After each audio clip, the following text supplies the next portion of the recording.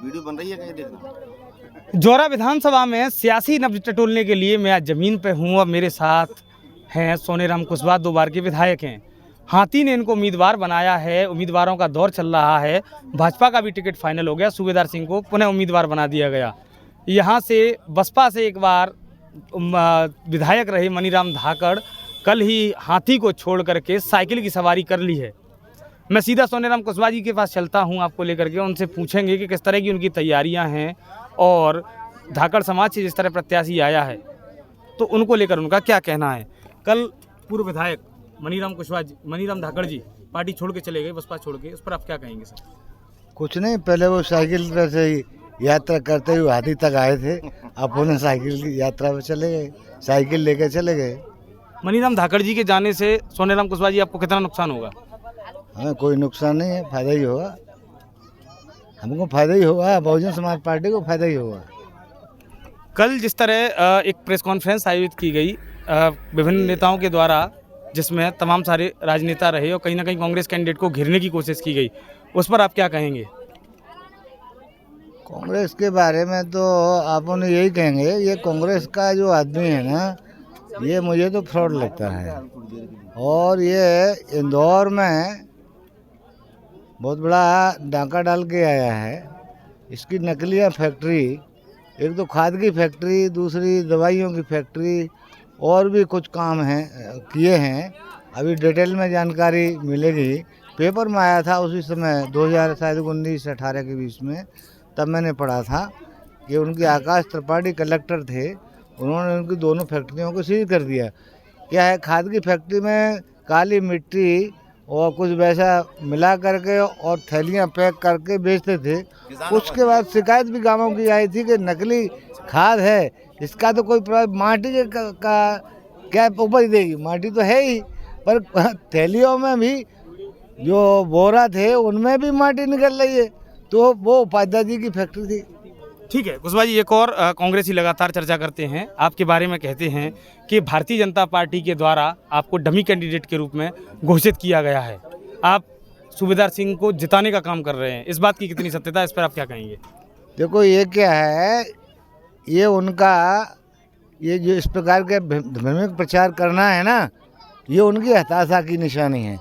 ये हमारे हाथी पर से साइकिल पर चले गए मनीराम धाकड़ जी ने ये बात, एक हमारे मुरारी अमर बघेल के थे, उन्होंने एक षड्यंत्र के रूप में ये चीज़ें उड़ाई हैं। भाई, सूबेदार सोनेराम कोई नया आदमी तो है नहीं, 10 साल के विधायक को, और जिसके समाज का और बहुजन का वोट बहुत है, 75,000 वोट है, उसको इस प्रकार से लांछन कोई लगाता है तो ये तो उनकी मूर्खता है ना। वो क्या है, जिन पर वोट नहीं है, वोट का और वो नोट के बल पर लोगों भ्रमित करके वोट लेना चाहते हैं, तो इस प्रकार से अब नहीं चलेगी ना। पहले उन्होंने जैसे आपके यहाँ कार्यक्रम में भोज है, रामायण का पाठ है या कोई और कार्यक्रम में भागवत है, 50,000 चढ़ा दिए, 1 लाख चढ़ा दिए, और कुछ और कार्यक्रम में इस प्रकार से नाटकबाजी वो 4-5 साल तक करते रहे। और उसके आधार पर जानना चाहते थे वे कि मुझे वोट बहुत सारा मिल जाएगा। अरे भाई, वो 2018 में 20 में हमारे कार्यकर्ता मनीराम जैसे पूर्व विधायक और कुछ और थे, इनके गलत षड्यंत्र के कारण हमारा 20,000 वोट चला गया था। 20,000 वोट हमारा नहीं आता। सूबेदार की क्या औकात है, आज जीते, अभी सूबेदार जीते है, सूबेदार नहीं जीत सकता कभी भी। ये मैं डंके की चोट कह रहा हूँ, जोरा से सूबेदार अब नहीं जीत सकता है। ठीक है। और पंकज उपाध्याय की बात है, ये तो इंदौर का रहने वाला है, वहाँ इसका घर है या उसका मकान है, और वहीं इसकी फैक्ट्रियाँ वगैरह हैं, बैंक के खाते वही हैं। तो ये तो बाहर से आया है, सोचा था कि पैसे के दम पर जोरा से ब्राह्मण जीतते आए पहले, तो हम ही जीत जाएंगे, आवाज नहीं चलेगी, उसकी जमानत जब्त होगी पंकज उपाध्याय की। बहुत बहुत धन्यवाद। तो ये थे विधायक सोनेराम कुशवाहा जी। मेरे साथ कुशवाहा जी के बिल्कुल परम सहयोगी माने जाने वाले बसपा के फायर ब्रांड नेता नंदलाल खरे हैं। मैं खरे साहब के पास माइक ले चलता हूँ। लेकिन खरे साहब, सबसे बड़ा सवाल कि कांग्रेस के नेता फूल सिंह बरैया लगातार कहते हैं कि दलित समाज अब बसपा को वोट क्यों करे, क्योंकि दलित बसपा के पास कुछ रहा नहीं और सारा वोट कांग्रेस में मूव हो गया। क्या कहना है आपका? आपने प्रश्न ऐसा किया है और जो आपने प्रश्न किया है उसका उत्तर तो आज से 1 महीने पहले आदरणीय बरैया जी ही दे चुके हैं। आपने वीडियो सुना होगा एक चैनल पर, शायद दलित दस्तक या DNN के, मुझे कंफर्म नहीं है, 2 में से कोई एक चैनल है। उस चैनल पर श्री बरैया जी ने कहा है कि कांग्रेस की कमी के कारण बहुजन समाज पार्टी ग्वालियर चंबल संभाग में मजबूत हो चुकी है, उसकी शक्ति को कोई नहीं रोक सकता। तो बरैया जी का जो कहना है उसका जवाब तो बरैया जी दे ही चुके हैं। लेकिन आपको मैं एक बात बताना चाहता हूं कि हम जिस जगह पर बैठे हुए हैं आज, जो हम लोगों के द्वारा आमंत्रित किया है हमारे भाइयों ने, ये बहुजन समाज पार्टी की एक उर्वरा भूमि है रामलालपुरा। और जो रामलालपुरा, इसमें से 100 में से 99 वोट बहुजन समाज पार्टी को मिलता रहा। जो अभी विधायक जी बोले हैं ना कि जो आज हमारे साथ नहीं है, जो साइकिल पर सवार होकर के चले गए हैं, उन्हीं नालायक लोगों ने बहुजन समाज पार्टी अपनी मां से गद्दारी की है। वो नालायक लोग पहले साइकिल से लड़े, कुलाई और फरसे से लड़े, जाने कितने कितने निशानों से लड़े श्री मनीराम धाकड़ जी।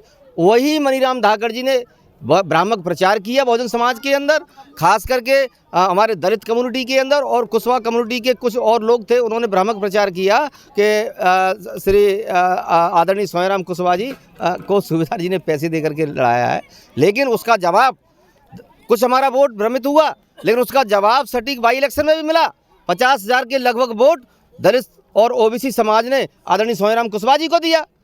तो इसमें तो आपको दिख ही रहा है कि इतना षड्यंत्र होने के बावजूद भी दौरा विधानसभा के बहुजन समाज ने, जो कॉर्पोरेट वोट बैंक BSP का माना जाता है दलित समाज, खास करके जाटव कम्युनिटी, जिसमें शेड्यूल कास्ट की साकी बिरादरी भी आती है और भी हमारे भाई लोग आते हैं, उन्होंने वोट दिया आज। लेकिन वो बाई इलेक्शन था जिसमें सारी ताकत के साथ सत्ता का बल लेकर के भारतीय जनता पार्टी लड़ी। लोगों ने 25-25 करोड़ रुपए खर्च किए और यहाँ पर हमारे 20 लाख रुपए खर्च हुए। खरे साहब, लेकिन अगर पार्टी आप पे विश्वास करती है और बसपा को वोट दे भी दे, मनीराम धाकड़ जी को वोट दिए, वो पार्टी छोड़ के चले गए, इस बात की क्या गारंटी है कि सोनेराम कुशवाहा पार्टी छोड़ के नहीं जाएंगे? दलित अगर समाज वोट करता है, अन्य समाज वोट करता है तो देखिए, आदरणीय सोनेराम कुशवाहा जी इस जमीन पर, मुरैना ग्वालियर चंबल संभाग की जमीन पर उस दौर के नेता हैं जो डॉक्टर PP चौधरी साहब के साथ में रह करके इन्होंने अम्बेडकरवादी विचारधारा को तैयार किया। कुशवाहा और जाटव समाज के अंदर एक मजबूत भाईचारा तैयार किया। उसी का कारण रहा उस दौर में, जब ये 93 में विधायक बने तो यहाँ पर एक कहावत बन गई। अपर कास्ट के लोगों ने, खासकर कांग्रेस और भारतीय जनता पार्टी के लोगों ने ये कहना चालू कर दिया कि बहुजन समाज पार्टी काशी चमारों की पार्टी है, यहाँ तक बोला। लेकिन जब गुर्जर इस पार्टी से बना, रावत बना, तो तब भी उन्होंने ये कहा कि अब तो बहुजन समाज पार्टी काशी, गुर्जर और रावत की पार्टी है। तो ये तो भ्रामक प्रचार करते रहते हैं। जो आपने प्रश्न किया है वो बीच का दौर एक अलग था, जब कोई व्यक्ति, कोई सेनापति, कोई मालिक जिस घर को बनाने के बाद अगर किसी परिस्थिति बस परिवार के सदस्यों कोई अनबन होने के बाद अगर जाता है और जब पुनः वो लौट करके अपने अंतिम दौर में आता है तो उसकी तो फिर उस घर से अस्थियां निकलती हैं। सोनेराम कुशवाहा जी यहाँ से, सोनेराम कुशवाहा को बहुजन समाज पार्टी कुशवाहा जी को यहाँ से अब की बार विधायक बना करके भेजेगी। और जो मैं आपसे कहा है कि ये विचारधारावान नेता हैं, मैं आपसे एक बात का दावा करता हूँ, बहुजन समाज पार्टी क्यों, मुरैना विधानसभा की 6 विधानसभाओं में आप सर्वजन समाज के लीडरों में हर पार्टी के अंदर मैं दावा ठोकता हूं कि इनके कैडर का, इनकी मानसिकता, इनकी ईमानदारी के नेतृत्व का एक भी कैंडिडेट हमारी नज़र में नहीं है। आप एक व्यक्ति का नाम लेकर के बता दें। और जो आपने प्रश्न किया है कि दलित शोषित समाज वोट आप देखो, आज जहां पर हमारा वोट डिस्टर्ब हुआ, आज आप यहाँ से ही हमारे समाज ने हुंकार भर दी है। बहुजन समाज का एक वोट, 90% वोट जाटव कम्युनिटी का हाथी के सामने वाली बटन पर दबेगा और सोनेराम कुशवाहा यहाँ से अच्छे मतों से चुनाव जीत करके जाएंगे। और जो आप टक्कर की बात कर रहे हैं, टक्कर में कोई है ही नहीं। आप देखो, भारतीय जनता पार्टी की कमर तो सोनेराम कुशवाहा ने, क्या नाम, मनीराम धाकड़ जी ने, और इधर एक भगवती प्रसाद धाकड़ जी, उन्होंने तोड़ दी। जो टक्कर किससे होगी फिर?